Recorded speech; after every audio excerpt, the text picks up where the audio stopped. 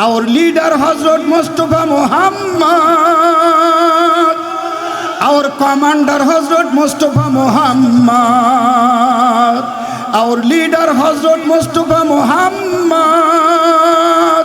our commander Hazrat Mustafa Muhammad, our constitution, the Holy Quran, constitution, the Holy Quran and Sunnah. With the Muslim Ummah, with the Muslim Ummah, with the Muslim Ummah, with the Muslim Ummah. আন্না থেকে সুগন্ধি নিয়ে যাও, চমৎকার চমৎকার সুগন্ধি, আর সেই সাথে একটা রেশমি চমৎকার কাপড় নিয়ে যাও। এগুলো দিয়ে কি হবে? ওই মানুষটার রুহুটা কবজ করার পর ওই সুন্দর জান্নাতের কাপড়ের মধ্যে সুগন্ধি মাখায়া নিয়ে ওই মানুষটার রুহুটাকে আসমানে নিয়ে আসো। চিৎকার দিয়ে বলা যাবে কি সুবহানাল্লাহ। ফেরেশতাগণ আসেন, বড় ফেরেশতার সাথে এরকম 500 জন ফেরেশতা, মারহাবা বলেন। 500 ফেরেশতা আসে।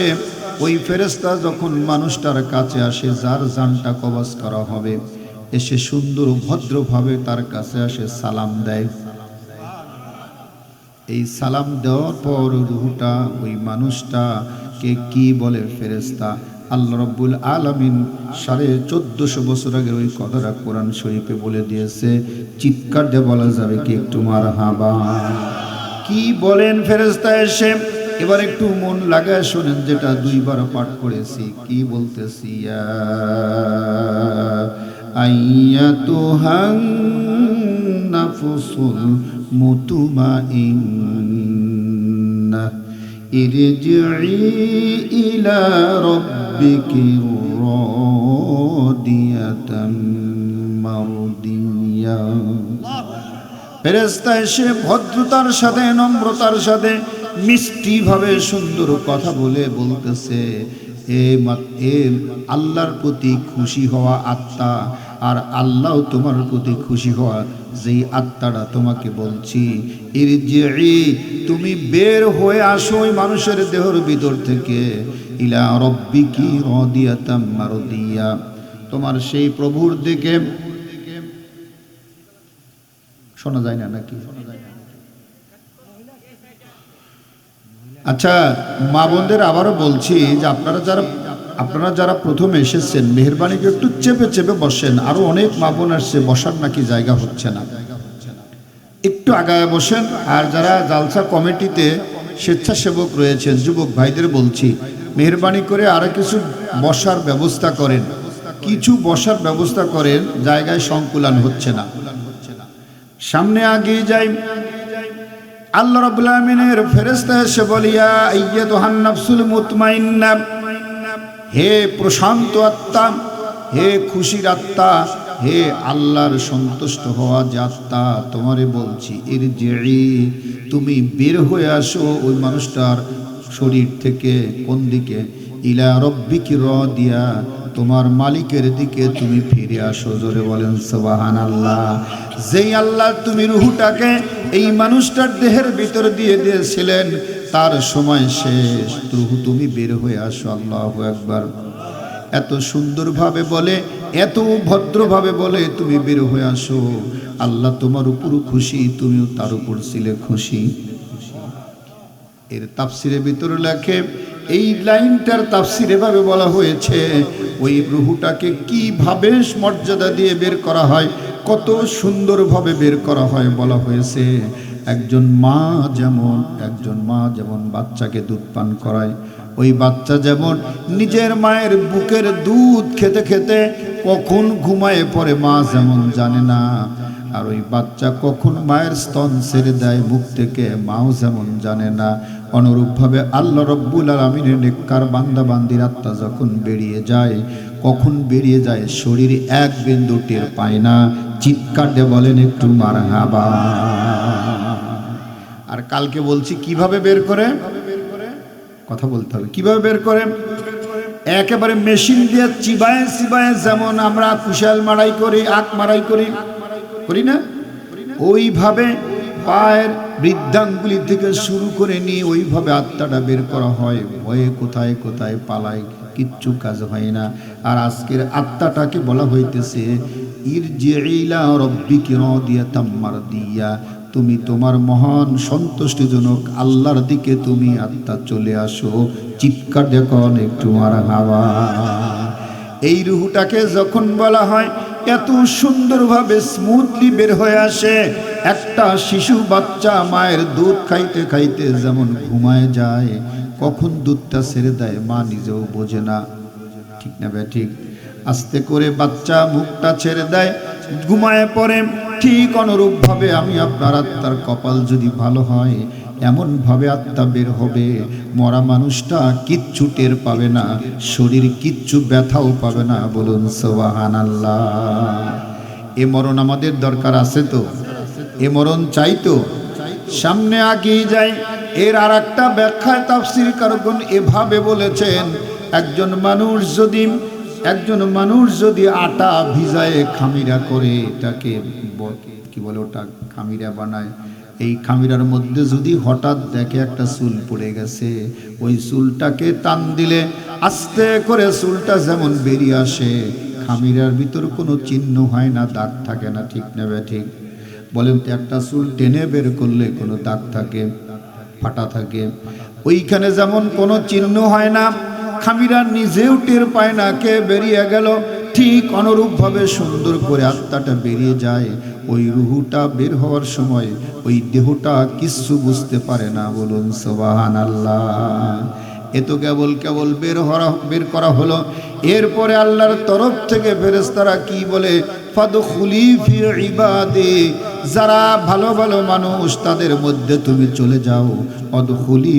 অদখুলি জান্নাতি, ও রুহু, দুনিয়ার কোনো জায়গায় তোমার আর থাকা লাগবে না, তুমি সরাসরি জান্নাতের মধ্যে ঢুকে যাও।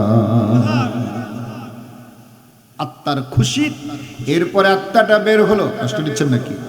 এই বাবারাই যে কারা, বাবা এসে বসো, ভিতরে এসে বসো। আত্মাটাকে বের করা হলো। এবার যেই বড় ফেরেশতা জান্নাত থেকে সুন্দর কাপড় নিয়ে আসছে আর সুন্দর সুগন্ধি নিয়ে আসছে, ওই আত্মাটাকে চমৎকার করে নিয়ে ওই কাপড়ের মধ্যে বসানো হয়। জান্নাত থেকে নিয়ে আসা সুন্দর সুন্দর চমৎকার সেই সুন্দর সুগন্ধিগুলো কাপড়ের মধ্যে রাখা হয়, রুহুর উপর দেওয়া হয়।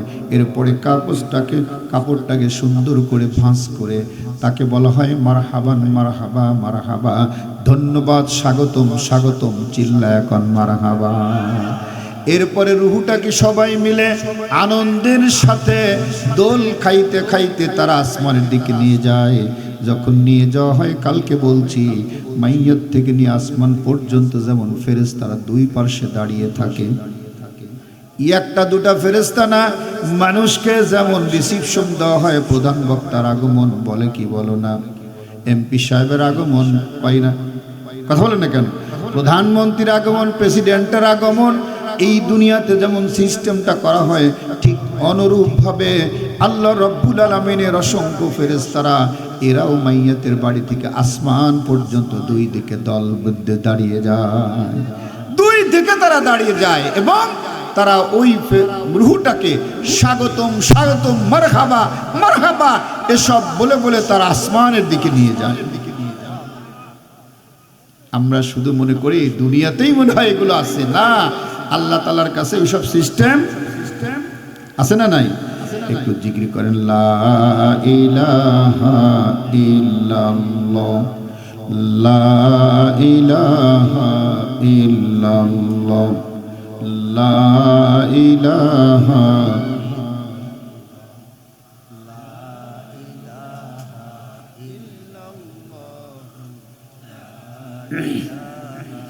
ইল্লাল্লাহ, লা ইলাহা, লা ইলাহা ইল্লাল্লাহ, মুহাম্মাদুর রাসূলুল্লাহ সাল্লাল্লাহু। আসুন সামনে এগিয়ে যাই।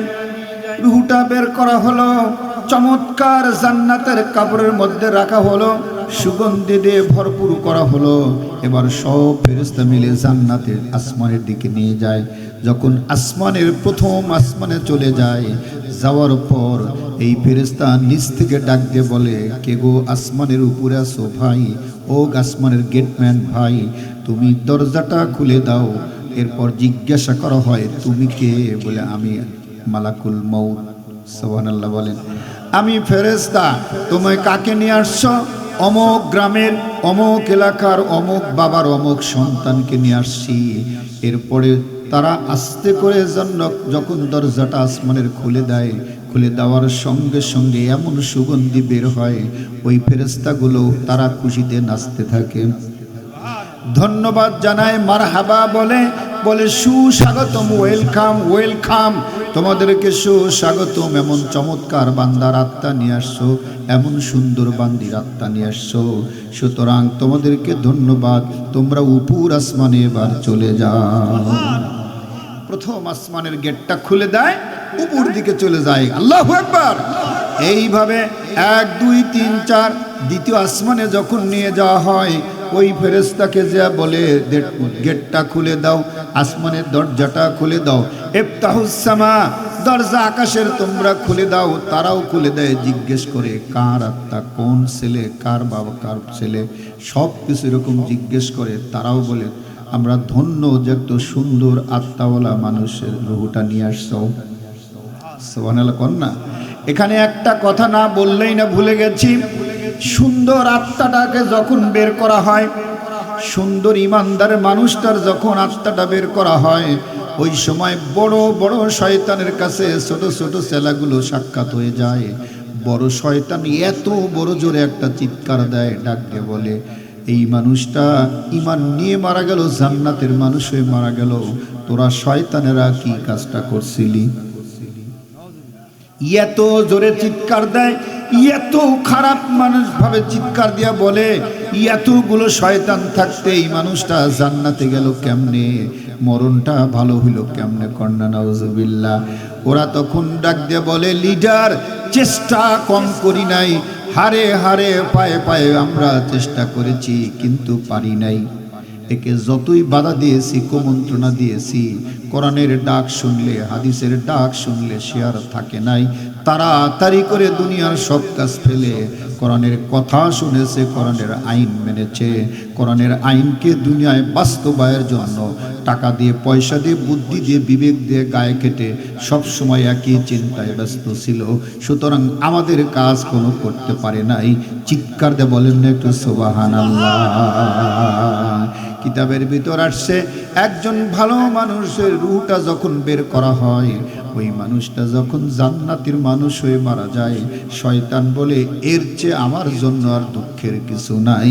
চিৎকার দেখান একটু নাউজুবিল্লাহ। কথা কি বোঝা যাচ্ছে? একটু সামনে এগিয়ে যাই। আবার যখন দ্বিতীয় আসমানে যাওয়া হয়, একই কথা বলা হয়, খুলে দাও। কি আপনি? মান আনতা, আপনি কে? বলে, আমি অমুক। আপনার সাথে কারা? অমুক অমুক আরো ফেরেশতা আছে। নিয়ে আসছেন কি? বলে, একটা ভালো মানুষের আত্মা নিয়ে আসছি। খুশিতে যখন দরজাটা খুলে দেয়, এরকম সুগন্ধি তাদের নাকের ভিতরে চলে যায়। কথায় কথা আসে ভাইজান, বলতে চাচ্ছি না, সময় হয়তো পারমিট করবে না, সময় আমাকে অ্যালাউ করবে না। আল্লাহর নবী একদিন সাহাবা আজমাইনদের সামনে নিয়ে বললেন, আমার সাহাবীরা শোনো, আমি 3টা জিনিসকে খুব বেশি পছন্দ করি। আরো জোরে বলেন, উহিব্বুস সালাস, আমি 3টা জিনিসকে খুবই পছন্দ করি। জোরে বলেন, কয়টা? আরো জোরে, এই জোরসে বলেন, উহিব্বুস সালাস, 3টা জিনিসকে আমি নবী খুব পছন্দ করি। সাহাবীরা বলে, রাসূলুল্লাহ, হাবিব আল্লাহ, সেগুলো কি? কোন 3টা জিনিস আপনি ভালোবাসেন? এবার বলেন তো, নবী যেই 3টা জিনিস ভালোবাসে, আমি আপনি যদি ওই 3টা জিনিসকে ভালোবাসি, বলেন তো নবীর সঙ্গে থাকার কপাল হবে কি হবে না? হ্যাঁ, জোরে বলেন। সাহাবীরা বলে, ইয়া রাসূলুল্লাহ, হাবিব আল্লাহ, সেগুলো কি? আল্লাহর নবী বললেন, তাহলে কান ফেলে শোনো। 1 নাম্বার জিনিস হলো, আমি নামাজ পছন্দ করি। আরো জোরে, আমি তিনটা জিনিস পছন্দ, উহিব্বুস সালাস, তিনটা জিনিস বেশি ভালোবাসি। এক নম্বর হলো সালাত, মানে নামাজ। কি পছন্দ করে? আমাদের সবার নামাজ পছন্দ আছে তো? আছে। আজকের ফজরটা কারা কারা পড়ছেন দেখি একটু, তাতেই বোঝা যাবে না। যাক, আলহামদুলিল্লাহ, অনেকগুলো হাতি উঠছে, আল্লাহ কবুল করে বলেন আমিন। আর যে হাতগুলো উঠলো না ভাই, কালকেও তো বলেছি, আজকেও বলছি, নবী কি বলছেন? যার নামাজ নাই তার ঈমান, বোঝা গেছে?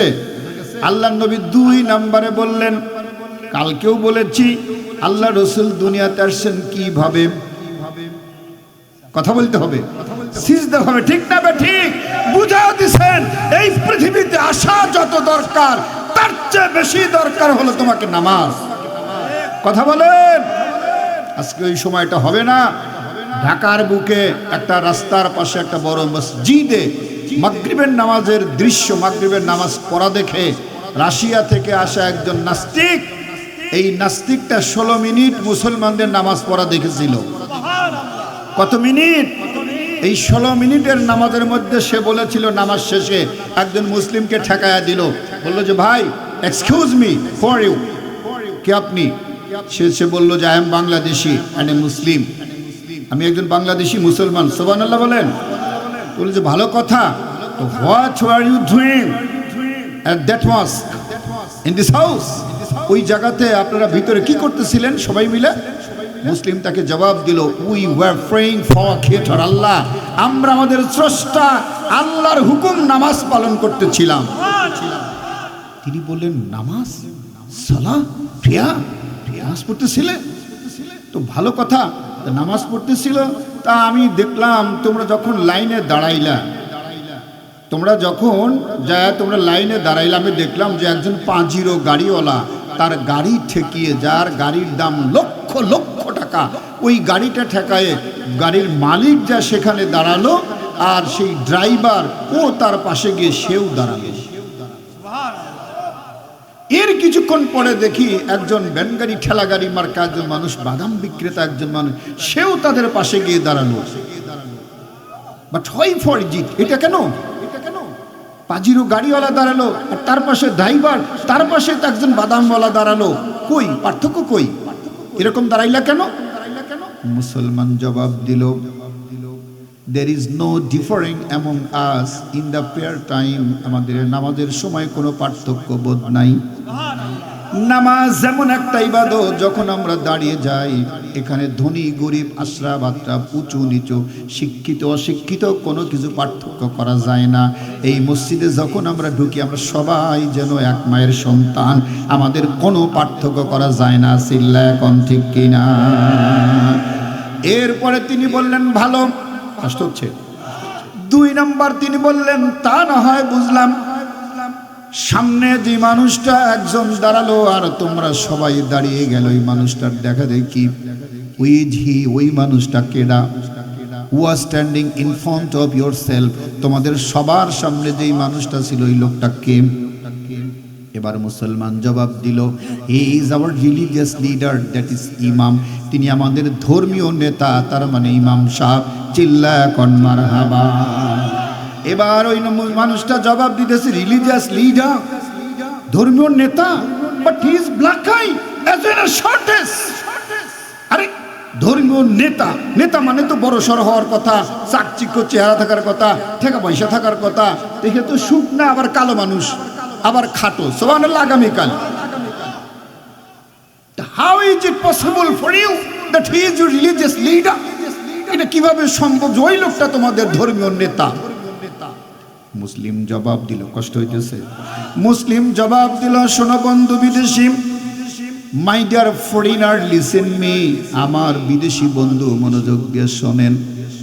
আমাদের মুসলমানদের লিডার টাকা দিয়ে হয় না, অর্থ দিয়ে হয় না, লাঠি দিয়ে বানানো হয় না, গায়ের জোরে হয় না, জমি জমার জোরে লিডার আমাদের বানানো হয় না। Our religious is selected or elected according to the vast knowledge of Quran and Sunnah. আমাদের ইমাম বানানো হয়, ধর্মীয় নেতা বানানো হয় পর্যাপ্ত জ্ঞানের আলোকে। কোরআন সুন্নাহর জ্ঞান যাদের বেশি, তাদেরকেই ইমাম বানানো হয়, তাদেরকেই নেতা বানানো হয়। কথা বলেন ঠিক কিনা? সুতরাং আল্লাহ আমাদের নেতা বানানোর জন্য কি শিখায়া দিচ্ছে? নেতা বানাবো কি দিয়া? এ কথা বলতে হবে। হ্যাঁ, এই জ্ঞান যার বেশি কথা বোঝে না। মসজিদের নেতা কেউ যদি কয় যে ভাই আমি তো খুব দামি মানুষ, চেহারাও ভালো, টাকা পয়সা লাঠি সব ঠিক আছে, তবে ভাই কোরআনটা পড়তে পারি না, ও কিয়ামতের আগে লিডার হবে? মসজিদের লিডার হবে? ইমাম বানাবেন? শুধু তাই না, সব ঠিক আছে, বেটার খালি এই যে এগুলা নাই, কি নাই? আরো জোরে তো বানাবেন কেউ? কেন? আল্লাহ বুঝায়া দিলেন, ভালো করে শুনেন, এই মসজিদের লিডার ইমাম বানাতে তুমি যাহা যাহা লক্ষ্য করো, এখান থেকে বের হইয়া দুনিয়ার যখন লিডার বানাবা ওইগুলো লক্ষ্য করো। কথা বলতে হবে, কথা বোঝেন না? সামনে আগিয়ে যায়, ইহুদি মানুষটা খ্রিস্টান মানুষটা ডাক দিয়ে বলছে, তাই যদি হয় ভালো কথা, ওই ব্ল্যাকাই ওই কালো শর্টেজ মানুষটা দাঁড়ায়া গেল, আর তোমরা সবাই তাকে দেখে দাঁড়াইলা কেন? বুঝলাম লিডার, তা লিডার দাঁড়িয়ে সবাই দাঁড়ান লাগতো।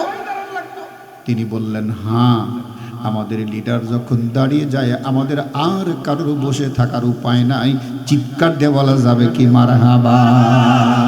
আচ্ছা, তা বুঝলাম, কষ্ট হচ্ছে নাকি? তা বুঝলাম।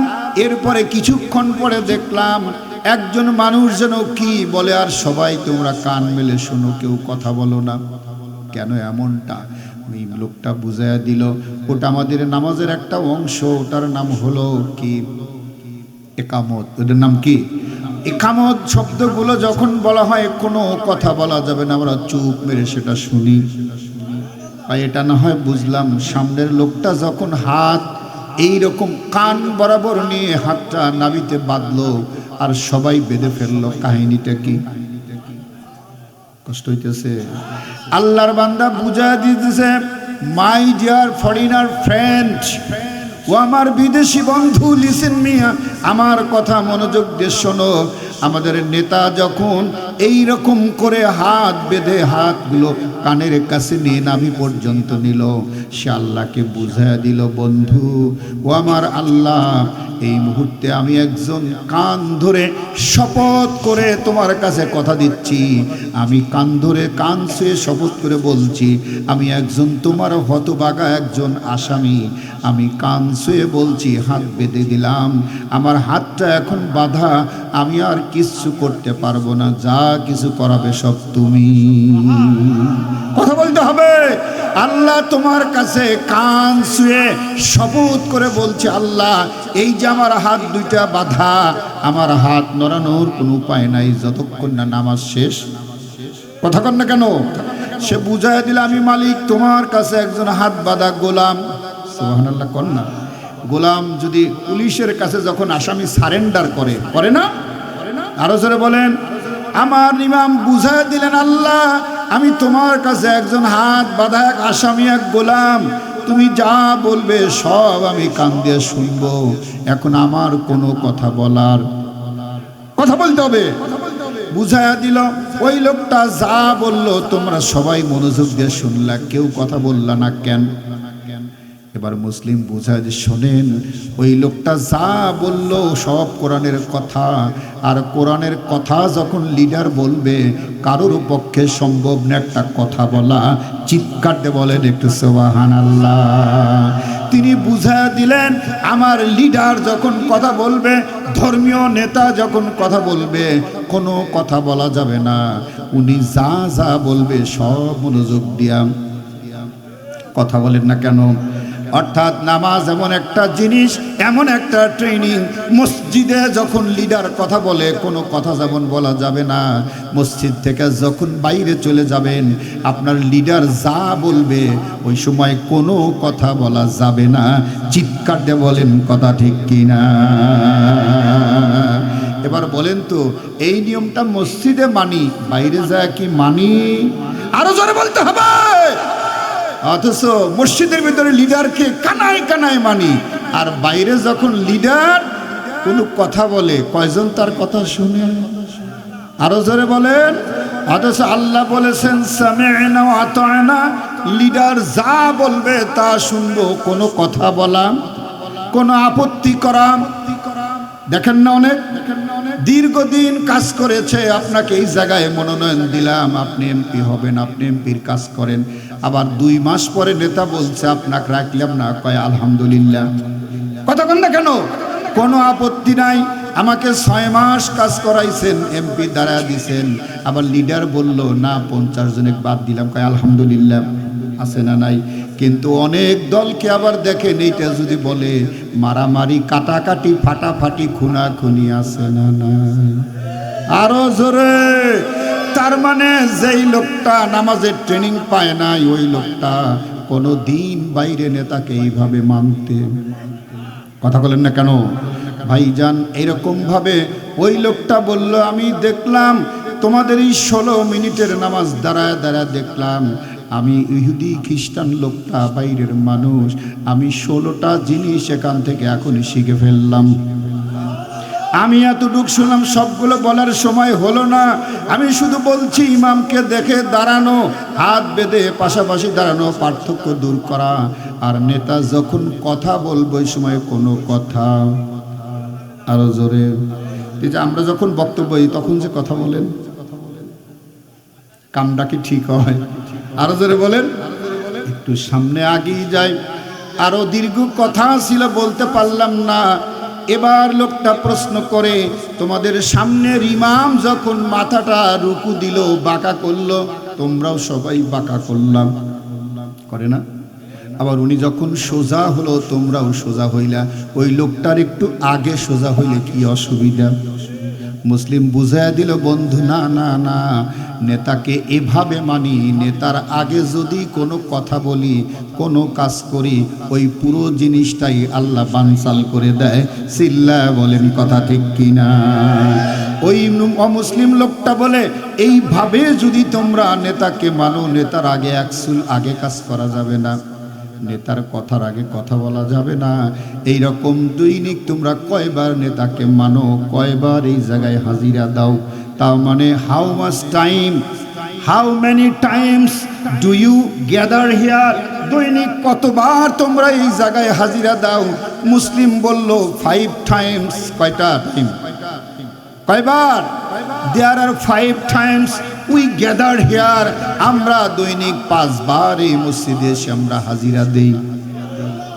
এবার লোকটা বলে, তাই যদি হয় তাহলে স্রষ্টার কসম করে বলছি, দৈনিক যদি 5 বার করে এই জায়গায় তোমরা হাজিরা দাও আর এইভাবে শিক্ষা নাও, নিশ্চয়ই তোমাদের সমাজটাকে, আল্লাহর কসম করে বলতে পারি, এই জাতিকে কেউ কোনোদিন পরাস্ত করতে পারবে না। চিৎকার দিয়ে বলেন সুবহানাল্লাহ। সে নামাজের শিক্ষা কি আছে ভাই? আরো জোরে বলেন, আছে। শুধু মসজিদের ভিতরে, বাহিরে। তার মানে আমাদের নামাজগুলো ফটোকপি নামাজ। কি নামাজ? জি, ডুপ্লিয়ার ফটোকপিতে একই। ডুপ্লিয়ার ফটোকপি আর অরিজিনাল আর ফটোকপি এক? হ্যাঁ, কথা বলে না রে। অরিজিনাল আর ফটোকপি এক। জি, সাহাবীরা নামাজ পড়েছেন, যেই শিক্ষা নিয়েছেন ওগুলো বাইরে নিয়ে গেছেন, এক চুল কম বেশি হতে দেয় নাই। কথা বলেন ঠিক কিনা? আপনি নামাজ, ইমাম সাহেবকে যেমন নামাজের সময় কোনো কথা, কোনো অর্ডার দিতে পারেন না, পারেন কি? পারেন না। বাইরে গিয়েও এর বিপরীত করতে যদি করেন, বুঝবেন আপনার নামাজ হচ্ছে না। কথা কি বোঝা গেছে? আর একটা শিক্ষা, কষ্ট নিচ্ছেন, এটা বলেই শেষ করে দেব। 16টা শিক্ষা, আমি তো 3-4টার নাম বলতে পারলাম না। নামাজের ভিতর ইমাম যখন ভুল করে না? ইমামের ভুল হয় না? তো ভুল হইলে মুসল্লিরা পিছন থেকে কি বলে? কি বলে? না, এই যে দেখেন আমরা বলি আল্লাহু আকবার, এটা কিন্তু ঠিক না। আল্লাহু আকবার কিন্তু না। এই যে দীর্ঘদিন থেকে চলে আসা ভুল, এটা করলেই তো সমস্যা। বলতে হবে সুবহানাল্লাহ। কি বলতে হবে? সুবহানাল্লাহ। এ কি হলো? এটা কেন? সুবহানাল্লাহর মানে হইলো, সুবহানাল্লাহর মানে হলো এ কি হইলো, এরকম কেন? ইমামকে এটা বুঝাইতেছেন, সুবহানাল্লাহ বলেন। উনি তখন শুদ্ধ হয়ে যাবে। ওই নামাজে যদি মেয়েরা থাকে তো তারা সুবহানাল্লাহ বলতে পারবে না। তারা কি করবে? বুঝা গেছে? কি করবে? হাতে তালি দিবে, শব্দটাও করা সুবহানাল্লাহ বলে। হায় রে, নামাজে শব্দটা শোনান যাবে না, আর বাইরে গিয়া দুনিয়া ফাটায় দেয়। কষ্ট হইতেছে, এমন তো কষ্ট লাগবেই, বুঝছি তো, উচিত কথা। সামনে আগে বুঝাইতেছিলাম ভাইরা আমার, বলে এই লোকটা সুবহানাল্লাহ বলল কেন? বলি ইমামের ভুল হয়েছে, তাই ভদ্র সভ্য মার্জিত ভাষায় বুঝাইতে হবে ইমাম সাহেব ভুল হয়ে গেছে। সুবহানাল্লাহ বলেন না? কি সুন্দর ব্যবস্থা, আর ইমাম সেটা কানে নেয়। এবার বলেন মুসল্লি বারবার সুবহানাল্লাহ বলল, ভুল ধরে দিল, ইমাম যদি ওই ভুলটা কানে না নিয়ে শুদ্ধ না হয় তাহলে কি নামাজ হবে? জোরে বলতে হবে। এখান থেকে নামাজ আপনার শিক্ষা দিল, তোমার নেতাও যদি দুনিয়ার জীবনে কোনো ভুল ভ্রান্তি করে তুমি ভদ্রভাবে ধরে দাও। আর ইমাম যদি তোমার ভুলটা কানে না নেয়, যদি বলে তোমার কথা শুনলাম না, ওই ইমাম যেমন মসজিদে থাকতে পারবে না, দুনিয়ার বাইরের নেতাও ভুল করার পর ধরে দিলে যদি এটা মেনে না নেয়, ওই নেতাকে আর ইসলাম তখন মানতে বলে না। চিল্লা বলেন কথা ঠিক কিনা? কষ্ট হইল? মসজিদের ইমাম নিয়োগের সময় বহু কিছু দেখেন, দাড়ি ঠিক আছে কিনা, পাঞ্জাবি ঠিক আছে না, জুব্বার ঝুল ঠিক আছে না, কেরাত কিরকম, উনি বাড়ির পর্দা মানে কিনা, হালাল হারাম বোঝে কথা কন না কেন, বহু কিছু দেখেন। অথচ ওই ইমাম সাহেবের চাকরি কতটুকু? 50 ফিট মসজিদের মধ্যে, এর বাইরে কিছু। এই লোকটার কাছে লক্ষ লক্ষ টাকা থাকে, তাহলে 50 ফিট মসজিদের ভিতরে ইমাম নীতি, এত কিছু দেখলেন।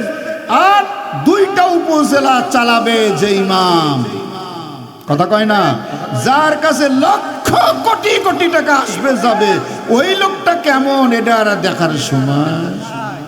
মসজিদে নিয়ে দেখে তো, হুজুর মাইপা দেখতো দাড়ি 2 মুঠ আছে না, কথা কয় না, আছে না, 1 চুল কম হইলে না না সুন্নতি বুঝো না। অথচ আপনি যখন বাইরে নেতা বানালেন, এটা যে কিচ্ছু নাই, এ দেখার আর সময়। কষ্ট হলো। তাহলে রসুল বলছে কটা জিনিস পছন্দ করি, আর একটা আগে বসেন, দেখেন যে পিছনে আর জায়গা হচ্ছে না, একটু আগে আসেন ভাই, একটু আগে আসেন, একটু মেহরবানি করে আগে আসেন। জি জি, ওই যে পিছনে দেখেন কোথায় বসবে, আর ওই আর প্রধান বক্তা আসলে তো জায়গাই হবে না, একটু আগে আসেন, একটু আগে আসেন। জি জি জি। মক্কায় জন্মদিনের নবী, মক্কায় জন্মদিনের নবী, চলে গেলেন মদিনায়। দেখলে প্রাণ জুড়ায় নবীরে দেখার ইচ্ছা হয়, দেখলে প্রাণ জুড়ায় নবীরে দেখার ইচ্ছা হয়। আল্লাহু আকবার। একটু বসে নেন, তারপরে কথাটা বলি। বসেন, কি দ্রুত বসেন, খুব খেয়াল করেন। জি বসেন বসেন প্লিজ, তাড়াতাড়ি। আল্লাহর নবী বললেন উহিব্বুস সালাস, কয়টা জিনিস পছন্দ করি। 1 নাম্বার হলো নামাজ, 2 নাম্বার হলো আলিমরা, মেয়ে মানুষকে। সুবহানাল্লাহ। কাদেরকে? মেয়ে মানুষকে আমি ভালোবাসি। কেন বললে, এক সময় মক্কার মেয়েদের কোনো প্রকার তাদের অধিকার ছিল না। কোনো পরিবারে যদি একটা কন্যা মেয়ে সন্তান হতো, ওই মেয়ে সন্তান হওয়ার পর আপনারা জানেন, যারা ধনী সাম্রাজ্য, ধনী ধনাঢ্য মানুষ, তারা বলতো আমার কেন মেয়ে হলো, আমার মান সম্মান থাকলো না। এই জন্য এই কথা বললেই তাড়াতাড়ি করে নিয়ে মেয়েটাকে আর মেয়েটার মাকে একসাথে জবাই করে অথবা জীবন্ত কবর দিত। চিৎকার দিয়ে কন্নাউজুবিল্লাহ